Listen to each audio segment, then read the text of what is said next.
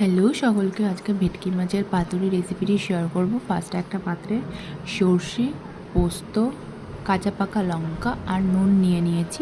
এটাকে জল দিয়ে ভালো করে একটা পেস্ট করে রেখে দেবো। তারপরে নুন হলুদ মাখানো ভেটকি মাছের পিস, তাতে টক দই দিয়ে আর সেই পেস্টটাকে দিয়ে দেবো। সর্ষে পোস্ত কাঁচা লঙ্কার পেস্টটা দিয়ে ভালো করে মাখিয়ে নিতে হবে। মাখিয়ে নিয়ে কিছুক্ষণ রেখে দিতে হবে। মাছগুলোকে ম্যারিনেট করে 1 ঘন্টা রাখার পর তারপর তাতে কিছুটা পরিমাণ দিয়ে দিতে হবে সর্ষের তেল। একটু ভালো পরিমাণেই দিতে হবে সর্ষের তেল, পাতুরিতে বেশি করে সর্ষের তেল লাগে। আর দিয়ে দিতে হবে একটু হলুদ দেওয়ার পর ভালো করে সেগুলোকে মাখিয়ে নিতে হবে। একসঙ্গে মাখিয়ে নেওয়ার পর একটা কলা পাতাকে ভালো করে কলা পাতাগুলোকে নিয়ে নিতে হবে। কলা পাতাগুলোকে আগুনে একটু সেঁকে নিতে হবে, না তো যখন মরা হবে পাতুরিটা তখন কলা পাতাগুলো ভেঙে যাবে। তারপরে মাছগুলো আর তার সাথে একটু মশলা দিয়ে উপর থেকে একটা কাঁচা লঙ্কা দিয়ে আর একটু সর্ষের তেল দিয়ে 4টে কোণ বরাবর মুড়ে নিতে হবে। পাতুরিগুলোকে দড়ি দিয়ে বেঁধে দিতে হবে।